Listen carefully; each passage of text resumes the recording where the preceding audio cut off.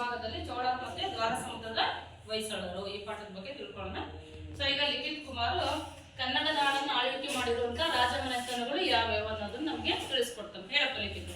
ಮೌರ್ಯರು, ಕುಶಾಣರು, ಗುಪ್ತರು, ವರ್ಧನರು, ಚೋಳರು ಮುಂತಾದ ರಾಷ್ಟ್ರಕೂಟರು, ವರ್ಧನರು, ಪಲ್ಲವರು ಇನ್ನು ಮೊದಲಾದ ಮನೆತನಗಳು ಕನ್ನಡ ನಾಡನ್ನ ಆಳ್ವಿಕೆ ಮಾಡಿವೆ. ಹೌದಪ್ಪ. ಹಾಗಾದ್ರೆ ಗುಪ್ತ ಸಾಮ್ರಾಜ್ಯದ ರಾಜಧಾನಿ ಯಾವುದು? ಮೊಗಧ. ಇದ್ರ ಬಗ್ಗೆ ಎಲ್ಲೋರದ ಕೈಲಾಸನಾಥ ಮಂದಿರ ದೇವಾಲಯವನ್ನು ಕಟ್ಟಿಸಿದವರು ಯಾರು? ಎಲ್ಲೋರದ ಕೈಲಾಸನಾಥ ದೇವಾಲಯದ ಮಂದಿರವನ್ನು ಕಟ್ಟಿಸಿದವರು ಒಂದನೇ ಕೃಷ್ಣನು. ಎಲ್ಲೋರದ ಕೈಲಾಸನಾಥ ಮಂದಿರ ದೇವಾಲಯವನ್ನು ಕಟ್ಟಿಸಿದನು ಅಲ್ವಾ? ಹೇಳಷ್ಟುಗ ತಂಜಾವೂರಿನ ಬೃಹದೀಶ್ವರ ದೇವಾಲಯವನ್ನು ನಿರ್ಮಿಸಿದವರು ಯಾರು? ತಂಜಾವೂರಿನ ಬೃಹದೀಶ್ವರ ದೇವಾಲಯವನ್ನು ನಿರ್ಮಿಸಿದವರು ಗೊತ್ತಿಲ್ಲ ಅಲ್ವಾ? ನಾನು ಚೋಳರು ಆಯ್ತಾ? ಈಗ ನಾವು ಹಾಗಾದ್ರೆ ಯಾರ ಬಗ್ಗೆ ತಿಳ್ಕೊಳ್ಳೋಣ? ಚೋಳರ ಬಗ್ಗೆ ತಿಳ್ಕೊಳ್ಳೋಣ ಮೊದಲು ಆಯ್ತಾ? ತಂಜಾವೂರನ್ನ ರಾಜಧಾನಿಯಾಗಿ ಮಾಡಿಕೊಂಡು ಆಳ್ವಿಕೆ ಮಾಡಿದಂತವ್ರೆ ಚೋಳರು. ಆ ತಂಜಾವೂರಿನಲ್ಲಿ ಅವರು ಬೃಹದೀಶ್ವರ ಎನ್ನುವ ದೇವಾಲಯವನ್ನ ನಿರ್ಮಿಸಿದ್ದಾರೆ ಅಲ್ವಾ? ಹಾಗಾದ್ರೆ ಈಗಿನ ತರಗತಿಯಲ್ಲಿ ನಾವು ಚೋಳರು ಮತ್ತು ದ್ವಾರ ಸಮುದ್ರದ ಹೊಯ್ಸಳರು ಇವ್ರ ಬಗ್ಗೆ ತಿಳ್ಕೊಳ್ಳೋಣ. ಸೊ ಅದರಲ್ಲಿ ಮೊದಲಿಗೆ ನಾವು ಚೋಳರ ಬಗ್ಗೆ ಹೋಗೋಣ.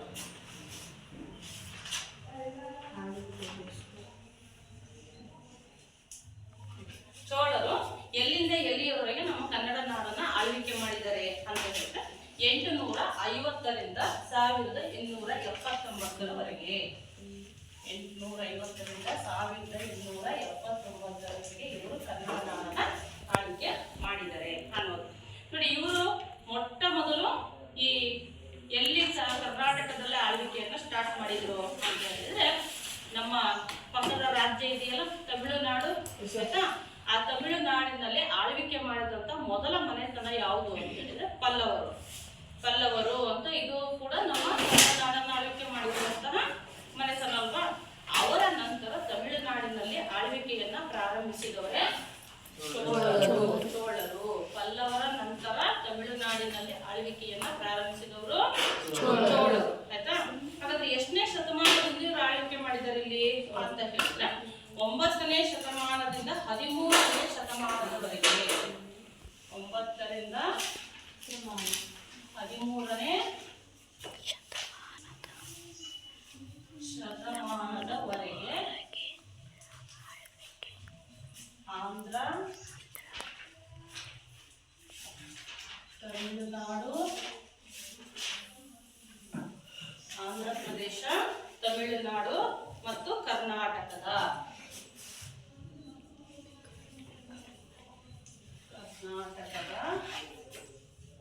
ಅನೇಕ ಪ್ರದೇಶಗಳ ಮೇಲೆ ಹತೋಟಿ ಸಾಧಿಸಿದ್ದರು. ಯಾರು? ಚೋಳರು ನೋಡಿ. ಅವರು ತಮಿಳುನಾಡಿನಲ್ಲಿ ಪಲ್ಲವರ ನಂತರ ಆಳ್ವಿಕೆಯನ್ನ ಪ್ರಾರಂಭಿಸಿದ್ರು. ಹಾಗಾದ್ರೆ ಎಷ್ಟರಿಂದ ಎಷ್ಟನೇ ಶತಮಾನದವರೆಗೆ ಅವರು ಆಳ್ವಿಕೆ ಮಾಡಿದ್ದಾರೆ ಅಂತ ಹೇಳಿದ್ರೆ 9ರಿಂದ 13ನೇ ಶತಮಾನದವರೆಗೆ ಆಂಧ್ರ ಪ್ರದೇಶ, ತಮಿಳುನಾಡು ಮತ್ತು ಕರ್ನಾಟಕ ಅಲ್ಲಿರುವಂತಹ ಅನೇಕ ಪ್ರದೇಶಗಳು, ಬಹಳಷ್ಟು ಪ್ರದೇಶಗಳ ಮೇಲೆ ನಿಯಂತ್ರಣವನ್ನ ಸಾಧಿಸುವುದರ ಮುಖಾಂತರವಾಗಿ ಆಡಳಿತವನ್ನ ಮಾಡಿದ್ದಾರೆ ಅನ್ನೋದು. ಮತ್ತೆ ಇವರು ನಮ್ಮ ಭಾರತ ಸಂಸ್ಕೃತಿಯನ್ನ ದೇಶ ವಿದೇಶಗಳಲ್ಲಿ ಹರಡುವಂತದಕ್ಕೂ ಕೂಡ ಕಾರಣರಾಗಿದ್ದಾರೆ. ಅಂದ್ರೆ ಇವ್ರ ಕಾಲದಲ್ಲಿ ನಮ್ಮ ಸಂಸ್ಕೃತಿ ಏನಾಗಿತ್ತು, ಬೇರೆ ಬೇರೆ ದೇಶಗಳಿಗೂ ಕೂಡ ಹರಡಿತ್ತು ಅನ್ನೋದು. ಮತ್ತೆ ಭವ್ಯ ದೇವಾಲಯಗಳನ್ನ ಕೂಡ ಇವರು ನಿರ್ಮಾಣ ಮಾಡೋದ್ರ ಮುಖಾಂತರವಾಗಿ ಸಾಕಷ್ಟು ಕಲೆ ಮತ್ತು ವಾಸ್ತುಶಿಲ್ಪಕ್ಕೆ ತನ್ನದೇ ಆದ ಕೊಡುಗೆಯನ್ನ ಕೊಟ್ಟಿದ್ದಾರೆ. ಹಾಗೆ ಇವ್ರ ಕಾಲದಲ್ಲಿ ನಿರ್ಮಾಣವಾಗಿರುವಂತಹ ಸುಪ್ರಸಿದ್ಧ ದೇವಾಲಯ ಯಾವುದು ಅಂತ ಹೇಳಿದ್ರೆ ತಂಜಾವೂರಿನ ಬೃಹದೀಶ್ವರ ದೇವಾಲಯ.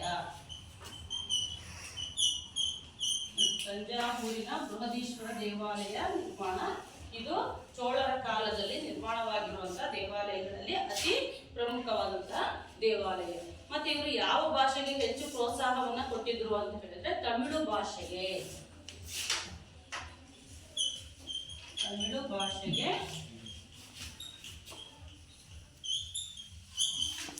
ಹೆಚ್ಚು ಪ್ರೋತ್ಸಾಹ ನೀಡಿದರು. ಆಯ್ತಾ? ಹಾಗಾಗಿ ಇವ್ರ ಕಾಲದಲ್ಲಿ ತಮಿಳು ಭಾಷೆ ಹೆಚ್ಚು ಅಭಿವೃದ್ಧಿಯನ್ನ ಹೊಂದಿತ್ತು ಅನ್ನೋದು. ಅಂದ್ರೆ ಇವ್ರು ಈಗ ನಾನು ಹೇಳಿದ್ನಲ್ವಾ, ತಮಿಳುನಾಡಿನಲ್ಲಿ ಈ ಚೋಳರಿಗಿಂತ ಮೊದಲು ಯಾರು ಆಳ್ವಿಕೆ ಮಾಡಿದ್ದಾರೆ? ಪಲ್ಲವರು ಆಳ್ವಿಕೆ ಮಾಡಿದ್ದಾರೆ. ಹಾಗಾಗಿ ಈ ಚೋಳರು ಪಲ್ಲವರ ಸಾಮಂತರಾಗಿದ್ರು. ಯಾವಾಗ ಪಲ್ಲವ ಸಾಮ್ರಾಜ್ಯ ಅವನತಿಯನ್ನು ಹೊಂದುತ್ತೋ ನಂತರದಲ್ಲಿ ಏನಾಯ್ತು, ಆ ತಮಿಳುನಾಡಿನಲ್ಲಿ ಚೋಳರ ಆಳ್ವಿಕೆ ಮಾಡಲಿಕ್ಕೆ ಪ್ರಾರಂಭವನ್ನ ಮಾಡಿದ್ರು ಅನ್ನುವಂಥದ್ದು. ಹಾಗಾಗಿ ಈ ಒಂದು ಚೋಳ ಸಾಮ್ರಾಜ್ಯವನ್ನ ಆ ಒಂದು ತಮಿಳುನಾಡಿನಲ್ಲಿ ಮೊಟ್ಟ ಮೊದಲು ಸ್ಥಾಪಿಸಿದವನು ಯಾರು? ಈಗ ನಾವು ಒಂದು ಮನೆತನ ಅಂತ ತೆಗೆದುಕೊಂಡ್ರೆ ಮನೆತನವನ್ನು ಸ್ಥಾಪಿಸಿದ ಅವ್ರು ಯಾರು ಅಂತ ನೋಡ್ತೀವಲ್ಲ, ಸ್ಥಾಪಕ ಅಂತ. ಈಗ ಉದಾಹರಣೆಗೆ ರಾಷ್ಟ್ರಕೂಟ ಮನೆತನ ಇದೆ, ರಾಷ್ಟ್ರಕೂಟ ಮನೆತನದ ಸ್ಥಾಪಕ ಅಂತ ನೋಡ್ತೀವಲ್ವಾ. ಹಂಗೆ ಚೋಳ ಮನೆತನದ ಸ್ಥಾಪಕ ಯಾರು ಅಂತ ಹೇಳಿದ್ರೆ ಕರಿಕಾಲ ಚೋಳ. ಕರಿಕಾಲ ಚೋಳ ಚೋಳ ಮನೆತನದ ಸ್ಥಾಪಕ ಕರಿಕಾಲ ಚೋಳ.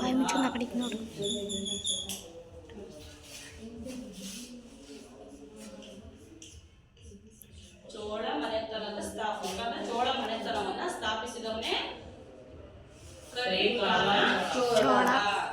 ಆಯ್ತಾ? ಹಾಗಾದ್ರೆ ಇವನು ಯಾವ ಪ್ರದೇಶವನ್ನ ರಾಜಧಾನಿಯಾಗಿ ಮಾಡ್ಕೊಂಡಿದ್ದ? ತಂಜಾವೂರು ಇದೆಯಲ್ಲ, ಈ ಪ್ರದೇಶವನ್ನ ತನ್ನ ರಾಜಧಾನಿಯನ್ನಾಗಿ ಮಾಡಿಕೊಂಡು ಇವನ ಆಳ್ವಿಕೆಯನ್ನ ಪ್ರಾರಂಭಿಸಿದ ಅನ್ನುವಂಥದ್ದು. ಹಾಗಾದ್ರೆ ಈ ಚೋಳ ಮನೆತನದಲ್ಲಿ ಅನೇಕ ರಾಜರ ಆಳ್ವಿಕೆ ಮಾಡಿದಾರೆ ಇಲ್ಲ? ಮಾಡಿದ್ದಾರೆ ಅಲ್ವಾ? ಯಾಕಂದ್ರೆ ನಾವು ಒಂದು ರಾಜ ಮನೆತನ ಅಂತ ತೆಗೆದುಕೊಂಡ್ರೆ ಅಲ್ಲಿ ಒಬ್ಬ ರಾಜನೇ ಇರ್ತಾನ? ಇಲ್ಲ, ಅನೇಕ ರಾಜರು. ಯಾಕಂದ್ರೆ ರಾಜರ ಆಳ್ವಿಕೆ ವಂಶ ಪಾರಂಪರ್ಯವಾಗಿ ಇರುತ್ತಲ್ವಾ. ಸೊ ಹಂಗಾಗಿ ಅನೇಕ ರಾಜರುಗಳು ಏನಾಗ್ತಾರೆ ಆ ಮನೆತನಗಳಲ್ಲಿ ಆಳ್ವಿಕೆಯನ್ನ ಅಥವಾ ಆಡಳಿತವನ್ನ ಮಾಡಿರ್ತಾರೆ. ಸೊ ಅದರಲ್ಲಿ ನಾವು ಪ್ರಮುಖ ರಾಜರುಗಳನ್ನ ಮಾತ್ರ ನೋಡ್ತೀವಿ ಅಲ್ವಾ. ಹಾಗೆ ಈ ಚೋಳ ಮನೆತನದಲ್ಲಿ ಪ್ರಮುಖ ರಾಜ ಯಾರು, ಅರಸ ಯಾರು ಅಂತ ಹೇಳಿದ್ರೆ ಒಂದನೆಯ ರಾಜರಾಜ ಚೋಳ. ಪ್ರಮುಖ ರಾಜ ಒಂದನೆಯ ರಾಜ ಚೋಳ. ನೆನ್ಪಿಟ್ಕೊಳ್ಳಿ, ಚೋಳ ಮನೆತನದ ಪ್ರಮುಖ ರಾಜ ಯಾರಾಗತ್ತೆ? ಒಂದನೆಯ ರಾಜರಾಜ ಚೋಳ. ಚೋಳ ಮನೆತನದ ಸ್ಥಾಪಕ ಯಾರು? ಕರಿಕಾಲ ಚೋಳ. ಚೋಳ ಮನೆತನದ ಸ್ಥಾಪಕ ಕರಿಕಾಲ ಚೋಳ. ಚೋಳ ಮನೆತನದ ಪ್ರಮುಖ ರಾಜ ಒಂದನೆಯ ರಾಜರಾಜ ಚೋಳ. ನೋಡಿ, ಒಂದನೆಯ ರಾಜರಾಜ ಚೋಳ ಇದನ್ನಲ್ಲ, ಇವನು ಸಮರ್ಥ ವೀರ, ಶೂರ, ಪರಾಕ್ರಮಿ ಅಂತ ಕರೀತೀವಿ. ಯಾಕಂದ್ರೆ ಎಲ್ಲ ರಾಜರನ್ನು ಕೂಡ ನಾವು ಶೂರರು, ಧೀರರು, ಪರಾಕ್ರಮಿಗಳು ಅಂತ ಕರೀತೀವಾಗಲ್ಲ. ಕರಿತೀವಾಗಂತ ಇಲ್ಲ. ಯಾರು ಹೆಚ್ಚು ಸಮರ್ಥರಾಗಿರ್ತಾರೋ ಆಡಳಿತ ಮಾಡುವಲ್ಲಿ, ಸಾಮ್ರಾಜ್ಯವನ್ನು ವಿಸ್ತರಿಸುವಲ್ಲಿ ಅಲ್ವಾ, ಮತ್ತೆ ಅವ್ರಿಗೆ ಶಕ್ತಿ ಇರುತ್ತೋ, ಧೈರ್ಯ ಇರುತ್ತೋ, ಶೂರರು ಧೀರರಾಗಿರ್ತಾರೋ ಅವ್ರು ಮಾತ್ರ ನಾವು ಪರಾಕ್ರಮಿಗಳು, ಧೈರ್ಯವಂತರು, ಶೂರರು, ಧೀರರು ಅಂತ ಕರಿತೀವಲ್ವಾ. ಆ ತರ ಸಾಮ್ರಾಜ್ಯವನ್ನ ವಿಸ್ತರಿಸುವಲ್ಲಾಗಿರ್ಬೋದು, ದೇಶ ವಿದೇಶಗಳೊಂದಿಗೆ ವ್ಯಾಪಾರ ವ್ಯವಹಾರ ನಡೆಸುವಂತಹ ಸಂಪರ್ಕವನ್ನು ಇಟ್ಕೊಳ್ಳುವಂತದ್ದಾಗಿರ್ಬೋದು, ಹಾಗೇನೆ ಯುದ್ಧಗಳನ್ನು ಮಾಡ್ತಕ್ಕಂಥದ್ದಾಗಿರ್ಬೋದು, ಸರಿಯಾದ ರೀತಿಯಲ್ಲಿ ಆಡಳಿತವನ್ನ ನಡೆಸ್ಕೊಂಡು ಹೋಗುವಂಥದ್ದಿರ್ಬೋದು ಅಲ್ವಾ. ಈ ರೀತಿ ಎಲ್ಲ ರೀತಿಯಲ್ಲೂ ಕೂಡ ಈ ಚೋಳ ಸಾಮ್ರಾಜ್ಯವನ್ನ ವಿಸ್ತರಿಸಿ ಸುಗಮವಾದ ಆಡಳಿತವನ್ನ ನಡೆಸುವಂತಹ ಒಬ್ಬ ಸಮರ್ಥ ಅರಸ ಯಾರು ಅಂತ ಹೇಳಿದ್ರೆ ಒಂದನೆಯ ರಾಜರಾಜ ಚೋಳ. ಹಾಗಾಗಿ ಇವನು ಧೀರನು, ಶೂರನು, ಪರಾಕ್ರಮಿಯು, ಧೈರ್ಯವಂತನು ಕೂಡ ಆಗಿದ್ದ. ಹಾಗಾಗಿ ಚೋಳ ಸಾಮ್ರಾಜ್ಯದ ಶಿಲ್ಪಿ ಅಂತಾನೆ ಇವನನ್ನ ಕರಿತೀವಿ.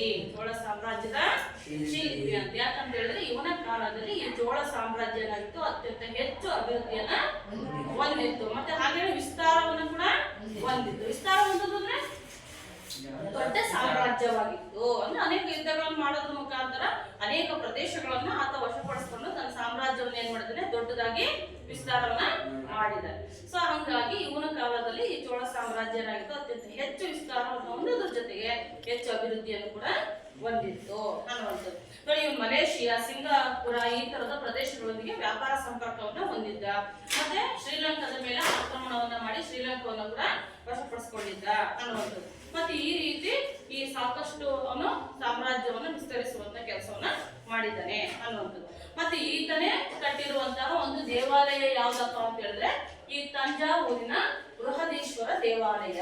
ಅಂದ್ರೆ ಈ 1ನೇ ರಾಜರಾಜ ಚೋಳ ಇದನ್ನ ಇವನು ಚೋಳ ಸಾಮ್ರಾಜ್ಯದಲ್ಲಿ ಅಧಿಕಾರದಲ್ಲಿರುವಾಗ ಕಟ್ಟಿಸಿರುವಂತಹ ದೇವಾಲಯಗಳಲ್ಲಿ ಅತಿ ಪ್ರಮುಖವಾದ ದೇವಾಲಯ ಯಾವುದು ಅಂದ್ರೆ ತಂಜಾವೂರಿನ ದೇವಾಲಯ. ಇದು ಒಂದು ಅದ್ಭುತ ಕೊಡುಗೆ ಅಂತಾನೆ ಹೇಳ್ಬೋದು ಅನ್ನುವಂಥದ್ದು. ನೆಕ್ಸ್ಟ್ ಈ ಮನೆತನದಲ್ಲಿ ಆಳ್ವಿಕೆ ಮಾಡಿರುವಂತಹ ಕೊನೆಯ ಅರಸ ಯಾರಪ್ಪ ಅಂತ ಹೇಳಿದ್ರೆ 3ನೇ ಚೋಳ. ನೆನ್ಪಿಟ್ಕೊಳ್ಳಿ, ಕೊನೆಯ ರಾಜ ಅಥವಾ ಅರಸ 3ನೇ ರಾಜೇಂದ್ರ ಚೋಳ. 3ನೇ ರಾಜೇಂದ್ರ ಚೋಳ ಏನಿದ್ದಾರೆ ಇವನ ಕಾಲದಲ್ಲಿ ಈ ಪಾಂಡ್ಯರು ಅಂತ ಬರ್ತಾರೆ, ಅವರು ಇವನ ಮೇಲೆ ಇವನ ಸಾಮ್ರಾಜ್ಯದ ಮೇಲೆ ದಾಳಿಯನ್ನ ಮಾಡ್ತಾರೆ. ಸೊ ಆ ಪಾಂಡ್ಯರ ದಾಳಿಯ ಪರಿಣಾಮವಾಗಿ ಚೋಳ ಸಾಮ್ರಾಜ್ಯ ಅವನತಿಯನ್ನ ಹೊಂದಿದ್ದು ಯಾರ ಕಾಲದಲ್ಲಿ? ಕೊನೆಯ ರಾಜ 3ನೇ ರಾಜೇಂದ್ರ ಚೋಳನ ಕಾಲದಲ್ಲಿ. ಹಾಗಾದ್ರೆ ಮನೆತನದ ಪ್ರಮುಖ ರಾಜ ಯಾರು? ಮನೆತನದ ಸ್ಥಾಪಕ ಯಾರು? ಹಾಗಾದ್ರೆ ತಂಜಾವೂರಿನ ಬೃಹದೀಶ್ವರ ದೇವಾಲಯವನ್ನು ಯಾವ ರಾಜನ ಕಾಲದಲ್ಲಿ ನಿರ್ಮಿಸಲಾಗಿದೆ? 1ನೇ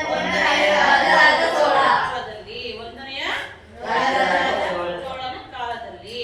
ಆಯ್ತಾ? ಸೊ ಈ ರೀತಿ ಈ ಒಂದು ಚೋಳ ಮನೆತನವನ್ನ ನಾವು ಕರ್ನಾಟಕದಲ್ಲಿ ಆಳ್ವಿಕೆ ಮಾಡಿರ್ತಕ್ಕಂಥದ್ದನ್ನ ನೋಡ್ಬೋದು. ನೆಕ್ಸ್ಟ್ ನಾವು ಇಗೋಣ ಚೋಳರ ಕೊಡುಗೆಗಳು.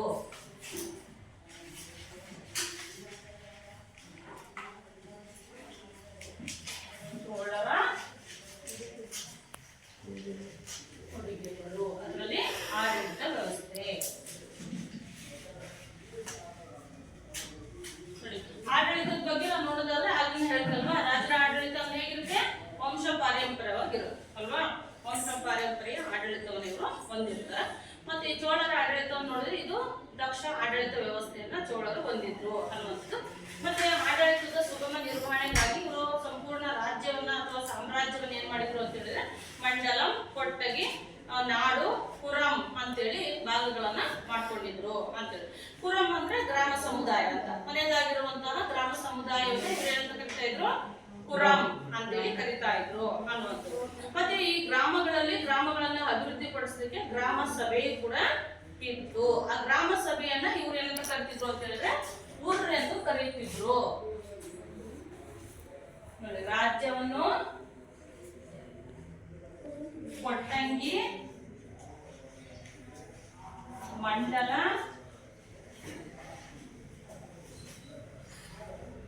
ಪುರಂ ಎಂದು ವಿಂಗಡಣೆ. ಪುರಂ ಅಂದ್ರೇನು? ಗ್ರಾಮ ಸಭೆ. ಪುರಂ ಅಂದ್ರೆ ಗ್ರಾಮ ಸಭೆ. ಗ್ರಾಮಗಳಲ್ಲಿ ಇರುವಂತ ಗ್ರಾಮ ಸಭೆಯನ್ನು ಏನಂತ ಕರಿತಿದ್ರು? ಗ್ರಾಮ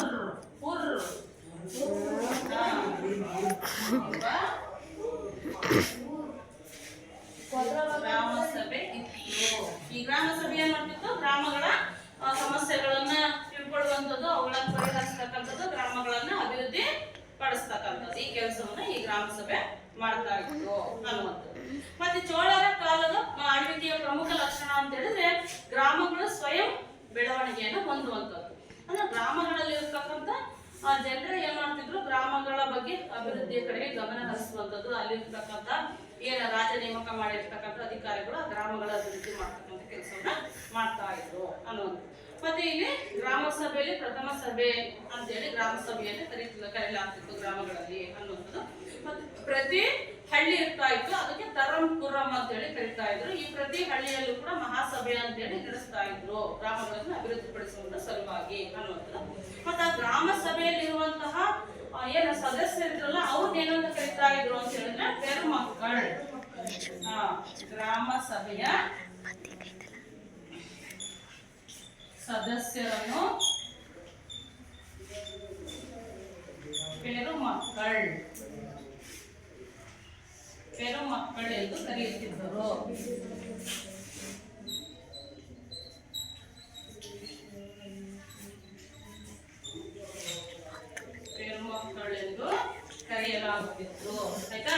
ಹಳ್ಳಿಗೆ ತರಂಪುರಂ ಅಂತೇಳಿ ಕರೀತಾ ಇದ್ರು ಅನ್ನೋದು. ಮತ್ತೆ ಮಹಾಸಭಾ ಎನ್ನುವ ಗ್ರಾಮ ಸಭೆ ಕೂಡ ಇತ್ತು. ಅಲ್ಲಿರುವಂತ ಸದಸ್ಯರನ್ನ ಪೆರಮಕ್ಕಳು ಅಂತೇಳಿ ಕರೀತಾ ಇದ್ರು. ಇಲ್ಲಿರುವಂತ ಸದಸ್ಯರನ್ನ ಹೇಗೆ ಆಯ್ಕೆ ಮಾಡ್ತಾ ಇದ್ರು ಅಂತ ಹೇಳಿದ್ರೆ ಚುನಾವಣೆಯ ಮೂಲಕ ಈ ಗ್ರಾಮ ಸಭೆಯ ಸದಸ್ಯರನ್ನ ಆಯ್ಕೆ ಮಾಡ್ತಾ ಇದ್ರು. ಹಾಗಾದ್ರೆ ಎಲ್ಲರೂ ಚುನಾವಣೆಗೆ ಸ್ಪರ್ಧಿಸಬಹುದಿತ್ತ ಅವ್ರ ಸಮಾಜದಲ್ಲಿ ಇರ್ತಕ್ಕಂಥ ಎಲ್ಲ ವರ್ಗದವರು ಅಂತ ಹೇಳಿದ್ರೆ ಇಲ್ಲ.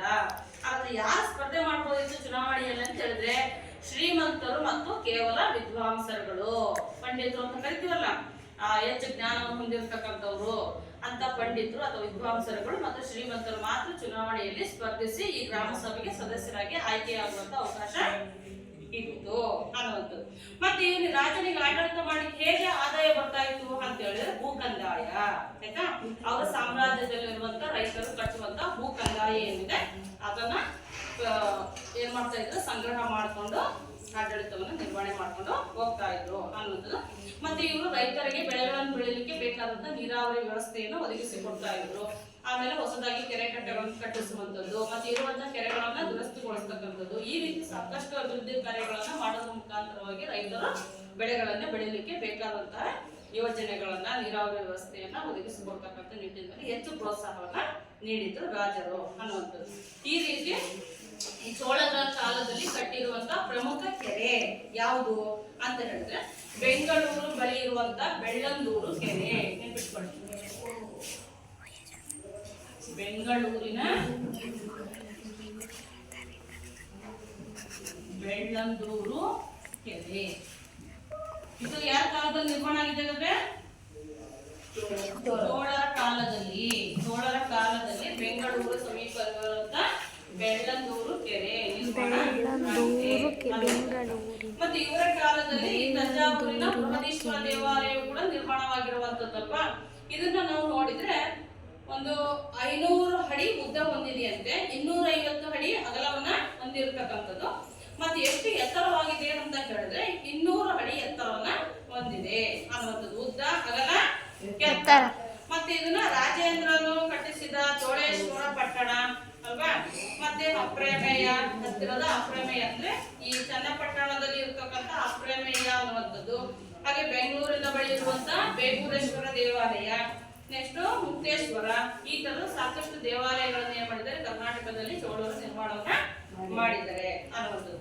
ಮತ್ತೆ ಇವರು ಸಾಕಷ್ಟು ಆರ್ಥಿಕ ಕ್ಷೇತ್ರಕ್ಕೆ, ಶೈಕ್ಷಣಿಕ ಕ್ಷೇತ್ರಕ್ಕೆ, ಸಾಂಸ್ಕೃತಿಕ ಕ್ಷೇತ್ರಕ್ಕೆ ಸಾಕಷ್ಟು ಕೊಡುಗೆಗಳನ್ನ ಕೊಟ್ಟಿದ್ದಾರೆ. ಹಾಗಾದ್ರೆ ಇವರು ಯಾವ ಧರ್ಮಕ್ಕೆ ಸೇರಿದ್ರು ಚೋಳರು ಅಂತ ಹೇಳಿದ್ರೆ ಶೈವ ಧರ್ಮಕ್ಕೆ ಸೇರಿದವರು. ಅಂದ್ರೆ ಶಿವನನ್ನ ಹೆಚ್ಚು ಆರಾಧಿಸುವಂತಹ, ಶಿವನನ್ನೇ ಆರಾಧ್ಯ ದೇವರನ್ನಾಗಿ ಕೂಡ ಈ ಚೋಳರು ಮಾಡ್ಕೊಂಡಿದ್ರು ಅನ್ನುವಂಥದ್ದು. ಮತ್ತೆ ಇವ್ರ ಕಾಲದಲ್ಲಿ ಪೂಜಿಸ್ತಾ ಇದ್ದಂತ ದೇವರುಗಳು ಯಾವ್ಯಾವ ದೇವರನ್ನ ಇವರು ಪೂಜಿಸ್ತಾ ಇದ್ರು? ಆಕಾಶ ಇಲ್ಲಿ ಆಯ್ತಾ, ಯಾವ್ಯಾವ ದೇವರನ್ನ ಪೂಜಿಸ್ತಾ ಇದ್ರು ಅಂತ ಹೇಳಿದ್ರೆ ಶಿವ, ಗಣಪತಿ, ವಿಷ್ಣು, ಪಾರ್ವತಿ, ಕಾರ್ತಿಕೇಯ, ಈ ತರದ ದೇವರುಗಳನ್ನು ಚೋಳರು ಪೂಜೆಯನ್ನ ಮಾಡ್ತಾ ಇದ್ರು ಅನ್ನುವಂಥದ್ದು.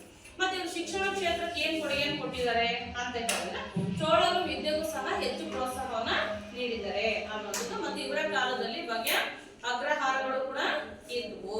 ಈ ಅಗ್ರಹಾರಗಳಲ್ಲಿ ಏನ್ ಮಾಡ್ತಾ ಇದ್ರು, ಮಕ್ಕಳಿಗೆ ಶಿಕ್ಷಣವನ್ನು ನೀಡತಕ್ಕಂತ ಕೆಲಸವನ್ನ ಚೋಳರು ಮಾಡ್ತಾ ಇದ್ರು ಅನ್ನುವಂಥದ್ದು. ಹಾಗಾದ್ರೆ ಇವರ ಕಾಲದಲ್ಲಿರುವಂತ ಪ್ರಮುಖ ಅಗ್ರಹಾರ ಯಾವುದು ಅಂತ ಹೇಳಿದ್ರೆ ಉತ್ತರ ಮೆರೂರು.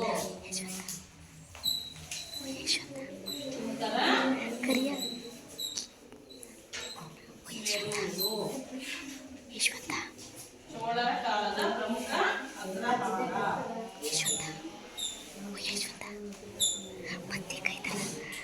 ಚೋಳರ ಕಾಲದ ಪ್ರಮುಖ ಅಗ್ರಹಾರ ಯಾವುದು ಅಂತ ಹೇಳಿದ್ರೆ ಉತ್ತರ ಮೆರೂರು ಅನ್ನುವಂಥದ್ದು. ಮತ್ತೆ ದೇವಾಲಯಗಳು ಕೂಡ ವಿದ್ಯಾ ಕೇಂದ್ರಗಳಾಗಿ ಕೆಲಸವನ್ನ ಮಾಡ್ತಾ ಇದ್ವು ಅನ್ನುವಂಥದ್ದು. ಮತ್ತೆ ಇವರ ಕಾಲದಲ್ಲಿ ತಮಿಳು ಸಾಹಿತ್ಯವು ಹೆಚ್ಚು ಅಭಿವೃದ್ಧಿಯನ್ನು ಹೊಂದಿತ್ತು. ಯಾಕಂತ ಹೇಳಿದ್ರೆ ಇವರು ಈ ಭಾಷೆಗೆ ಹೆಚ್ಚು ಪ್ರೋತ್ಸಾಹವನ್ನ ನೀಡಿದ್ರು, ತಮಿಳು ಭಾಷೆಗೆ ಅನ್ನುವಂಥದ್ದು.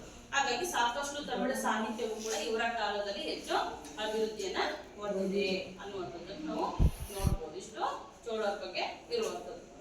ನೆಕ್ಸ್ಟ್ ನಾವು ಹೋಗೋಣ ಯಾರ ಬಗ್ಗೆ? ದ್ವಾರ ಸಮುದ್ರದ ಹೊಯ್ಸಳರು.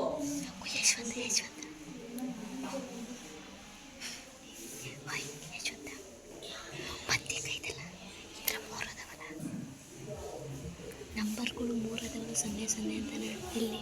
ಅದರ ಮತ್ತಿಗೆ ಬಂದರೆ 36.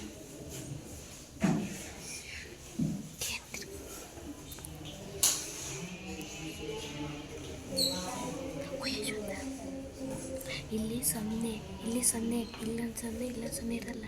3 ನಂಬರ್. ನೋಡಿ, ದ್ವಾರ ಸಮುದ್ರದ ಹೊಯ್ಸಳರನ್ನು ನೋಡಿದ್ರೆ ನಾವು ಚಾಲುಕ್ಯರು ಅಲ್ವಾ? ಈ ಚಾಲುಕ್ಯರು ಏನಿದ್ದಾರೆ, ಇವರ ಅವನತಿಯ ನಂತರದಲ್ಲಿ ಕಾಣಿಸಿಕೊಂಡಂತಹ ಕರ್ನಾಟಕದಲ್ಲಿ ತಲೆ ಎತ್ತಿದಂತಹ ಒಂದು ಪ್ರಮುಖ ಮನೆತನ ಯಾವ್ದಪ್ಪ ಅಂತ ಹೇಳಿದ್ರೆ ದ್ವಾರ ಸಮುದ್ರದ ಹೊಯ್ಸಳರು ಅಥವಾ ಹೊಯ್ಸಳ ಮನೆತನ. ಸೊ ಈ ಮನೆತನ ಹೇಗೆ ಸ್ಥಾಪನೆ ಆಯಿತು ಅನ್ನೋದಕ್ಕೆ ನಾನು ನಿಮ್ಗೊಂದು ಚಿಕ್ಕದಾದ ಒಂದು ಕಥೆಯನ್ನು ಹೇಳ್ತೀನಿ, ಕೇಳಿ. ನಮಗೆ ನಮ್ಮ ಕರ್ನಾಟಕದಲ್ಲಿ ಇರ್ತಕ್ಕಂಥ ಜಿಲ್ಲೆಗಳು ಗೊತ್ತಿದಾವೆ, ಯಾವ್ಯಾವ ಜಿಲ್ಲೆಗಳಿದಾವೆ ನಮ್ಮ ಕರ್ನಾಟಕದಲ್ಲಿ ಅಂತ ಹೇಳ್ಬಿಟ್ಟಲ್ವಾ. ಸೊ ಆ ಜಿಲ್ಲೆಗಳಲ್ಲಿ ನಿಮ್ಮ ಜಿಲ್ಲೆ ಯಾವುದು? ಚಿಕ್ಕಮಗಳೂರು ಜಿಲ್ಲೆ ಅಲ್ವಾ? ಆ ಚಿಕ್ಕಮಗಳೂರು ಜಿಲ್ಲೆಯಲ್ಲಿ ಮೂಡಿಗೆರೆ ತಾಲೂಕಿದೆ, ಇದೆಯೇ ಇಲ್ಲ? ಇದೆ ಅಲ್ವಾ? ಆ ಮೂಡಿಗೆರೆ ತಾಲೂಕಿನಲ್ಲಿ ಒಂದು ಊರಿದೆ, ಸೊಸೆಗೂರು ಅಂತೇಳಿ, ಆಯ್ತಾ? ಹಿಂದೆ ಸೊಸೆಗೂರು ಅಂತೇಳಿ ಕರೀತಿದ್ರು, ಈಗ ಅದನ್ನ ಅಂಗಡಿ ಅಂತ ಕರೀತಾರೆ. ಆ ಊರಿಗೆ ಈಗ ಅಂಗಡಿ ಅಂತ, ಹಿಂದೆ ಅದಕ್ಕೆ ಸೊಸೆಗೂರು ಅಂತ ಕರೀತಾರೆ, ಆಯ್ತಾ? ಆ ಸೊಸೆ ಊರಿನಲ್ಲಿ ಒಂದು ದಿನ ಏನಾಯ್ತಪ್ಪ ಅಂತ ಹೇಳಿದ್ರೆ, ಅಲ್ಲಿ ಒಂದು ದೇವಾಲಯ ಇದೆ, ವಾಸಂತಿಕ ಎನ್ನುವಂತ ದೇವಾಲಯ. ಆ ದೇವಾಲಯದಲ್ಲಿ ಒಮ್ಮೆ ಒಬ್ಬ ಋಷಿ ಮುನಿ ಇದ್ರು, ಅವರ ಹೆಸರೇ ಸುದತ್ತ ಮುನಿಗಳು ಅಂತೇಳಿ, ಜೈನ ಮುನಿ, ಅಂದ್ರೆ ಜೈನ ಧರ್ಮಕ್ಕೆ ಸೇರಿದಂತ ಮುನಿಗಳು. ಅವರು ಒಂದಿನ ಏನ್ ಮಾಡ್ತಾ ಇದ್ರು ಅಂತ ಹೇಳಿದ್ರೆ, ಅಲ್ಲಿ ಜನರನ್ನೆಲ್ಲ ಕೂರಿಸ್ಕೊಂಡು ಪ್ರವಚನ ಮಾಡ್ತಾ ಇದ್ರು. ಪ್ರವಚನ ಗೊತ್ತಾಗುತ್ತಲ್ಲ, ಬೋಧನೆ ಮಾಡೋದು ಅಂತ ಹೇಳ್ತೀವಲ್ವಾ, ಆ ರೀತಿ ಮಾಡ್ತಾ ಇದ್ರು. ಮತ್ತೆ ಕೆಲವು ಜನರು ಏನ್ ಮಾಡ್ತಿದ್ರು, ಆ ವಾಸಂತಿಕ ದೇವಾಲಯದ ಒಳಗಡೆ ದೇವರಿಗೆ ಪೂಜೆಯನ್ನು ಸಹ ಮಾಡಿಸ್ತಾ ಇದ್ರು. ಒಂದ್ ಕಡೆ ಆ ಸುದತ್ತ ಮುನಿಗಳ ಪ್ರವಚನ ನಡೀತಿದೆ, ಮತ್ತೊಂದು ಕಡೆ ದೇವಾಲಯದಲ್ಲಿ ದೇವರಿಗೆ ಪೂಜೆಗಳನ್ನ ಜನರು ಮಾಡಿಸ್ತಿದ್ದಾರೆ. ಹೀಗೆ ಏನಾಗ್ತಿದೆ, ಊರಿನಲ್ಲಿ ಜನರೆಲ್ಲರೂ ಕೂಡ ಆ ಕಡೆ ಈ ಕಡೆ ತಮ್ಮ ಕೆಲಸ ಕಾರ್ಯಗಳನ್ನ ಮಾಡ್ಕೊಂಡು ಹೋಗ್ತಿದ್ದಾರೆ. ಆ ಸಂದರ್ಭದಲ್ಲಿ ಇದ್ದಕ್ಕಿದ್ದಂಗೆ ಏನಾಯ್ತಪ್ಪ ಅಂತ ಹೇಳಿದ್ರೆ, ಊರ ಒಳಗಡೆ ಒಂದು ಹುಲಿ ಬಂತು ಅಲ್ವಾ? ಸೊ ಬಂದ ತಕ್ಷಣನೇ ಆ ಹುಲಿಯನ್ನು ನೋಡಿದಂತಹ ಜನ ಏನ್ ಮಾಡಿದ್ರು, ದಿಕ್ಕಾಪಾಲಾಗಿ ಓಡ್ಲಿಕ್ಕೆ ಸ್ಟಾರ್ಟ್ ಮಾಡಿದ್ರು. ಯಾಕೆ ಓಡಕ್ ಸ್ಟಾರ್ಟ್ ಮಾಡಿದ್ರು ಅವರು? ಯಾಕಂದ್ರೆ ಹುಲಿ ಎದುರು ಹೋಗಿ ನಾವು ನಿಂತ್ಕೊಂಡ್ರೆ ಹುಲಿ ಸುಮ್ಮನೆ ಹೋಗುತ್ತಾ? ಎದ್ರಕಂಡ್ ನಮ್ಮ ನೋಡಿ ನನಗೂ ಏನೋ ಮಾಡಕ್ ಬಂದಿದ್ದಾರೆ ಇವರು ಅಂತ ಹೇಳ್ಬಿಟ್ಟು ಏನ್ ಮಾಡುತ್ತೆ, ಅವ್ರ ಮೇಲೆ ಅಟ್ಯಾಕ್ ಮಾಡ್ಲಿಕ್ಕೆ, ಆಕ್ರಮಣವನ್ನ ಮಾಡ್ಲಿಕ್ಕೆ ಮುಂದಾಗುತ್ತೆ ಅಲ್ವಾ? ಸೊ ಹಂಗೆ ಆ ಹುಲಿಯನ್ನ ನೋಡಿದಂತ ಜನ ಏನ್ ಮಾಡಿದ್ರು, ಅಯ್ಯೋ ಹುಲಿ ಬಂದಿದೆ ಅಂತೇಳಿ ಏನಾರು ಮಾಡೋದು ನನಗೆ ಅಂತ ಹೇಳ್ಬಿಟ್ಟು ಎದ್ರಕೊಂಡು ಏನ್ ಮಾಡಿದ್ರು, ಆ ಕಡೆ ಈ ಕಡೆ ಓಡ್ಲಿಕ್ಕೆ, ಜೀವ ಉಳಿಸ್ಕೊಳ್ಳಿಕ್ಕೆ ಮುಂದಾದ.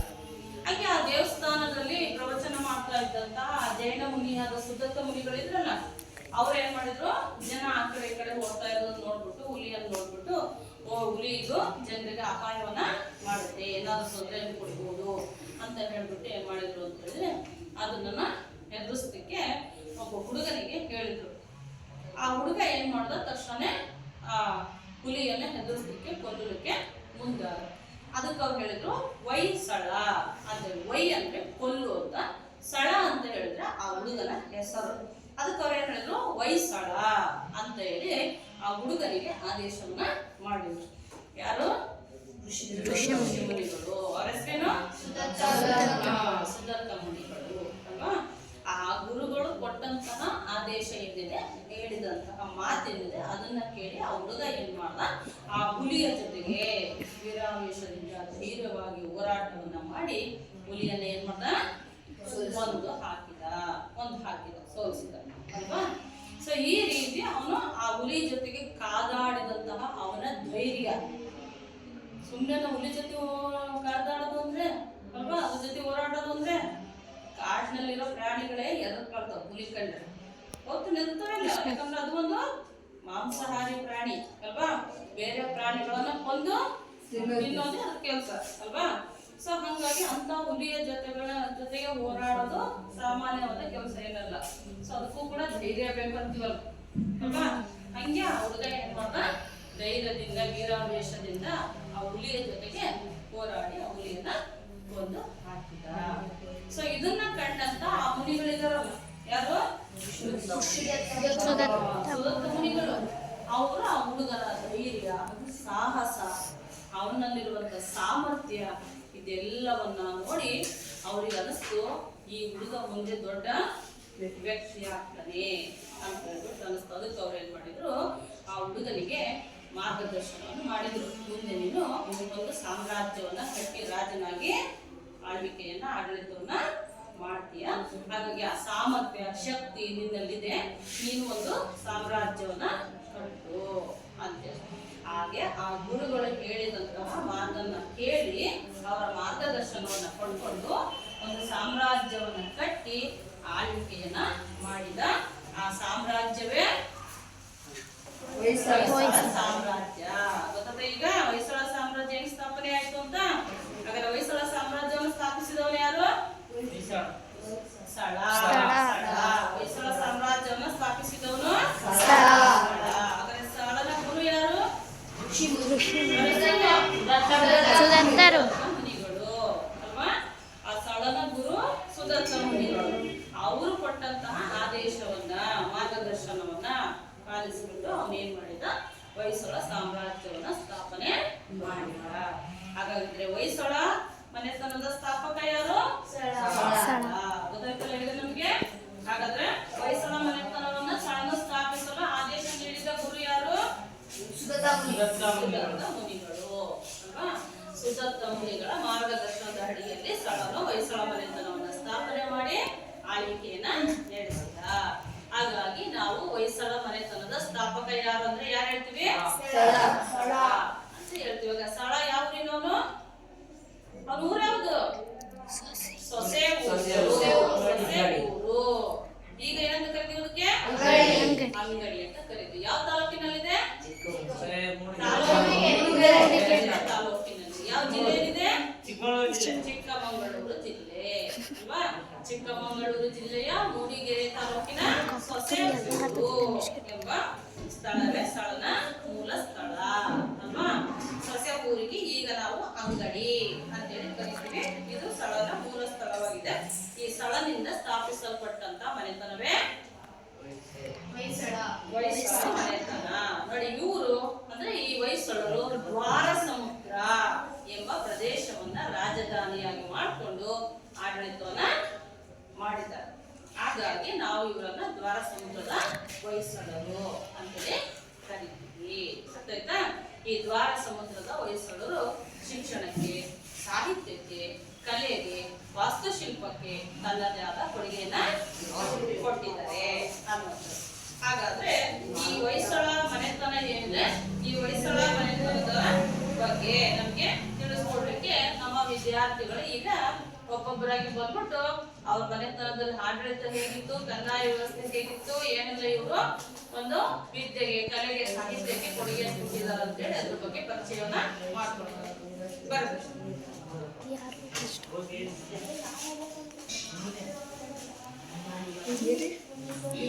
ಏನಿಲ್ಲ.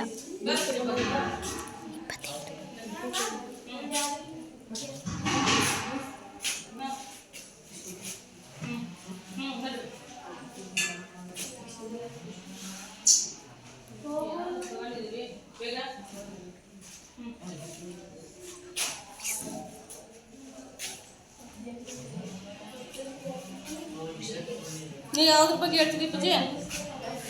ಕೃಷಿ. ಹಾ,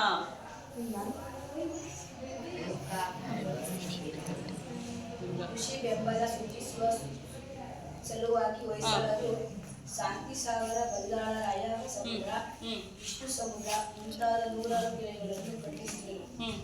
ಮೂಲಕ ನೀರಾವರಿ ವ್ಯವಸ್ಥೆ ಕಲ್ಪಿಸುವ ಮೂಲಕ ಕೃಷಿಗೆ ಒತ್ತು ನೀಡಿದರು. ಭೂಕಲ್ಯಾಣ ರಾಜ್ಯ ಬಹುಮುಖ್ಯ ಆದಾಯವಾಗಿತ್ತು. ಪಟ್ಟಣಗಳಲ್ಲಿ ಕಸುಬುದಾರರ, ವ್ಯಾಪಾರಿಗಳ ಭೂಕಂದಾಯವು ರಾಜ್ಯದ ಬಹುಮುಖ್ಯ ಆದಾಯವಾಗಿತ್ತು. ಸಮಾಜದ ವೈಶಿಷ್ಟ್ಯ ಎಂದರೆ ಅರಸನಿಗೆ ಗರುಡನೆಂಬ ವಿಶೇಷ ಅಂಗರಕ್ಷಕ ದಳವಿರುತ್ತಿತ್ತು. ಅವರು ರಾಜನು ಮರಣ ಹೊಂದಿದಾಗ ತಾವು ಪ್ರಾಣತ್ಯಾಗ ಮಾಡಿದರು.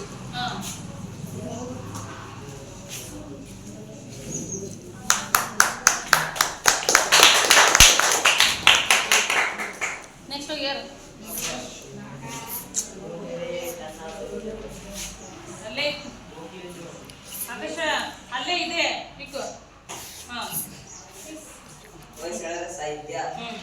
ಕನ್ನಡ ಸಾಹಿತ್ಯ ಸುಲಭವಾಗಿ ರಚನೆಯಾಗಿದೆ. ಈ ಕಡೆ ಬಾ ಸರಿ ನಿಂತು ಹಂಗೆ ಕೈ ತೆಗಿ ಹಿಂಗಳಿದ ಹಾಂ ಹಿಂಗಿರ್ ಕೈ ಇಲ್ಲ ಅಂದ್ರೆ ಹಾಂ ಹೇಳಿ ರುದ್ರ ಭಟ್ಟರು ಜಗನ್ನಾಥ ವಿಜಯವನ್ನು ಕವಿ ಚಕ್ರವರ್ತಿ ಜನ್ನನು ಯಶೋಧರ ಚರಿತೆಯನ್ನು ಹರಿಹರನು ಗಿರಿಜಾ ಕಲ್ಯಾಣ ಕಾವ್ಯವನ್ನು ರಾಘವಾಂಕನು ಹರಿಚಂದ್ರ ಹಾಗೂ ಕೇಶಿರಾಜನು ಶಬ್ದಮಣಿ ದರ್ಪಣವನ್ನು ರಚಿಸಿದ್ದಾರೆ. ಸಂಸ್ಕೃತದಲ್ಲೂ ರಾಮಾನುಜಾಚಾರ್ಯರ ಶ್ರೀಭಾಷ್ಯ, ಪರಾಶರ ಭಟ್ಟರ ಶ್ರೀಗುಣ, ರನ್ನಕೋಶ ಮುಂತಾದವುಗಳ ರಚಿತವಾದವು.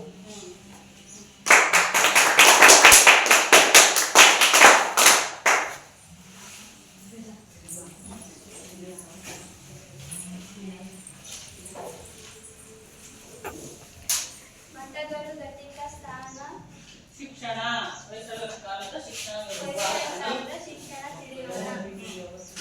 ಮಠಗಳು ಘಟಿಕ ಸ್ಥಾನ ಬ್ರಹ್ಮಪುರಿ ಗ್ರಹಗಳು ಶಿಕ್ಷಣ ಕೇಂದ್ರಗಳಾಗಿದ್ದವು.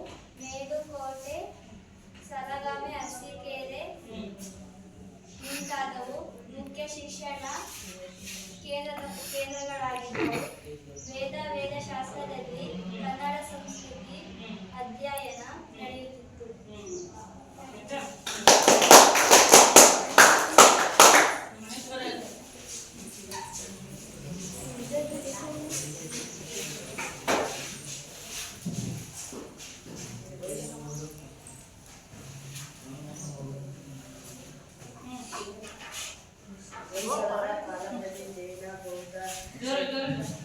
ಶೈವ, ವೈಷ್ಣವ, ವೀರಶೈವ, ಶ್ರೀ ವೈಷ್ಣವ ಧರ್ಮಗಳು ಪ್ರಾಚೀನವಾಯಿತು. ಹೊಯ್ಸಳರ ಕಾಲದಲ್ಲಿ ಯಾವ್ಯಾವ ಧರ್ಮಗಳಿದ್ವು ಸಾಮ್ರಾಜ್ಯದಲ್ಲಿ ಅಂತ ಅಲ್ವಾ? ಯಾವ ದಿನ ಹೊಯ್ಸಳರ ಕಾಲದಲ್ಲಿ ಜೋರಿಗೆ ಜೈನ ಧರ್ಮ, ಬೌದ್ಧ ಧರ್ಮ, ವೈಷ್ಣವ ಧರ್ಮ,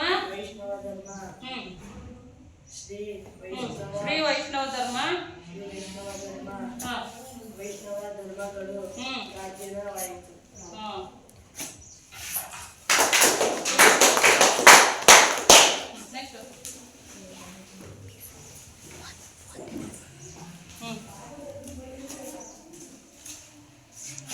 ಬೇಲೂರಿನ ಚೆನ್ನಕೇಶ್ವರ ದೇವಾಲಯದ ಕಂಬಗಳ ಹೊಯ್ಸಳರ ಕಾಲದ ಕಲೆ ಮತ್ತು ವಾಸ್ತುಶಿಲ್ಪ. ಬೇಲೂರಿನ ಚೆನ್ನಕೇಶ್ವರ ದೇವಾಲಯದ ಕಂಬಗಳ ಚಾಚುಪೀಠಗಳಲ್ಲಿ ಸುಂದರವ ಮಾದರಿಗೆ ವಿಗ್ರಹಗಳಿವೆ. ಬೇಲೂರಿನ ಹೊಯ್ಸಳೇಶ್ವರ ದೇವಾಲಯವನ್ನು ದಂಡನಾಯಕ ಕೇತಮಲ್ಲನು ಕಟ್ಟಿಸಿದನು. ಸೋಮದಂಡ ನಾಯಕನು ಕಟ್ಟಿಸಿದ ಸೋಮನಾಥಪುರದ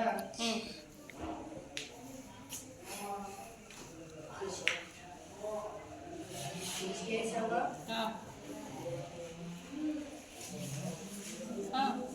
ದೇವಾಲಯವು ಪ್ರಸಿದ್ಧವಾಗಿತ್ತು. ಇದಲ್ಲದೆ ಅರಸೀಕೆರೆ ಗೋವಿಂದನಾಡಲ್ಲಿ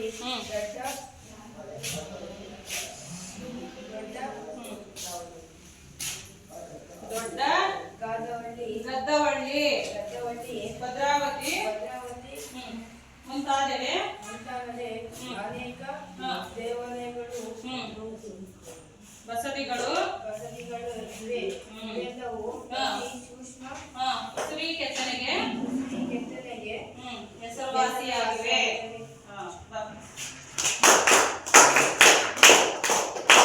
ಆಯ್ತಾ?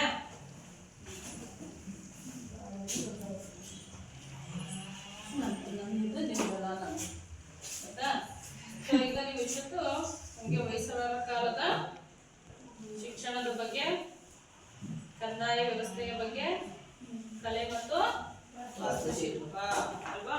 ಹಾಗೇನೆ ಇವರ ಕಾಲದಲ್ಲಿ ಯಾವೆಲ್ಲ ಗ್ರಂಥಗಳು ರಚನೆ ಆಗಿವೆ, ಸಾಹಿತ್ಯ ಅಲ್ವಾ, ಯಾವ್ಯಾವ ಅಂತೇಳಿ ಪರಿಚಯವನ್ನ ಮಾಡ್ಕೊಟ್ಟಿದ್ದೀವಿ ನೋಡಿ. ಈ ರೀತಿ ನಾವು ಹೊಯ್ಸಳರು ಕೃಷಿಗೆ ನೀರಾವರಿ ವ್ಯವಸ್ಥೆಯನ್ನು ಒದಗಿಸ್ಕೊಟ್ಟಿದ್ರು. ಹಾಗೆ ಸೇನಾ ವ್ಯವಸ್ಥೆ ಕೂಡ ಬಲಿಷ್ಠವಾಗಿತ್ತು. ಹಾಗೆ ರಾಜನನ್ನ ಸದಾಕಾಲ ರಕ್ಷಣೆಯನ್ನು ಮಾಡಲಿಕ್ಕೆ ಅಂಗರಕ್ಷಕ ಪಡೆಯೂ ಕೂಡ ಇತ್ತು.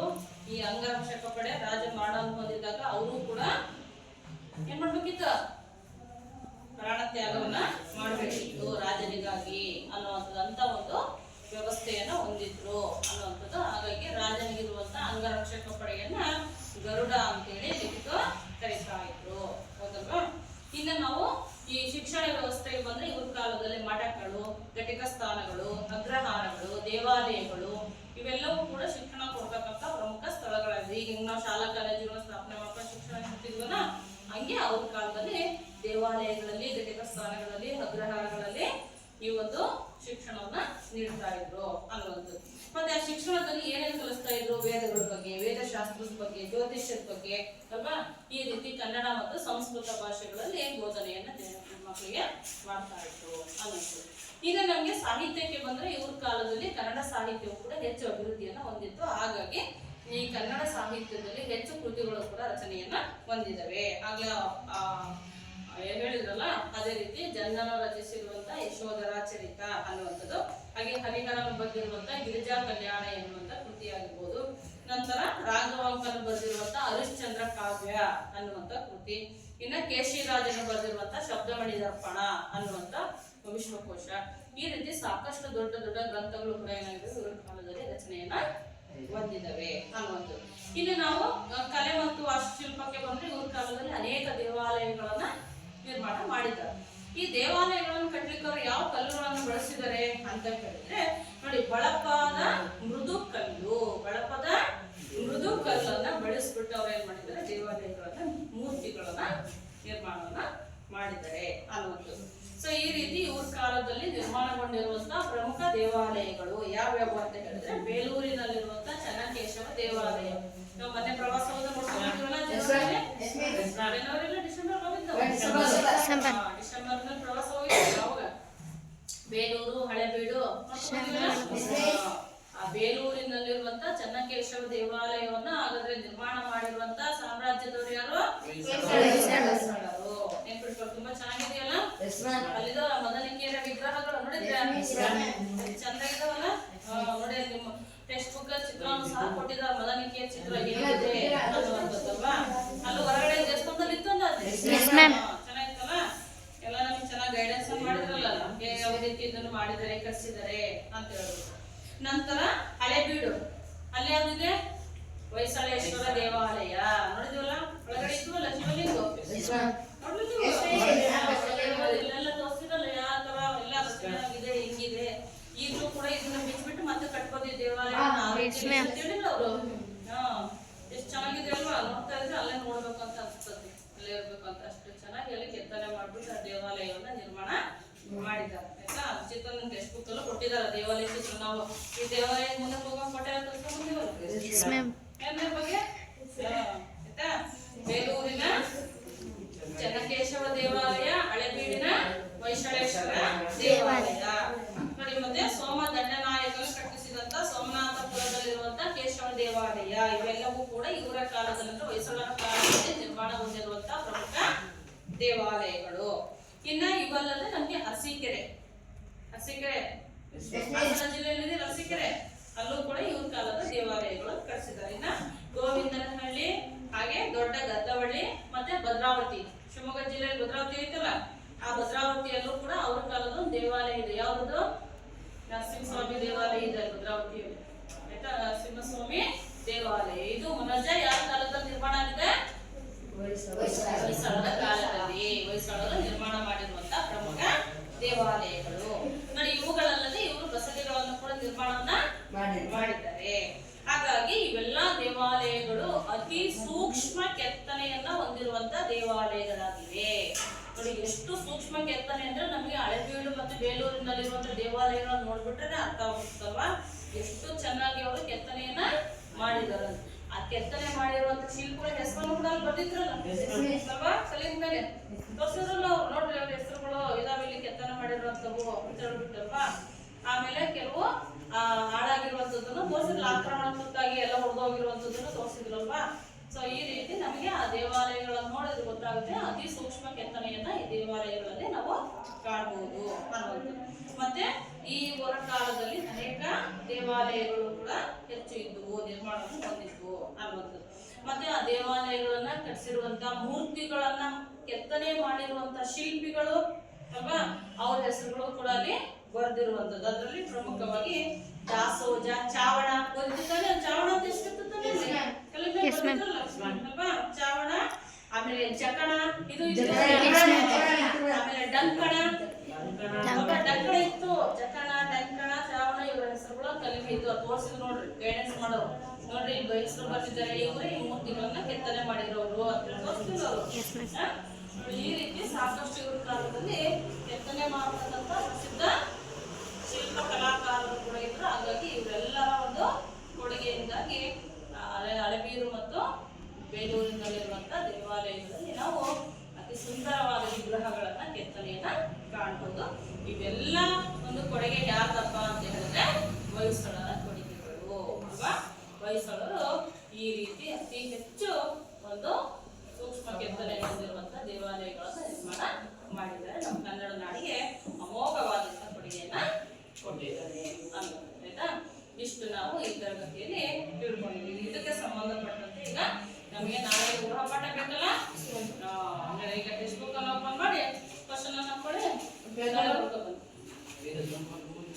ಅಷ್ಟು ಹೇಳೋಣ. Page number 38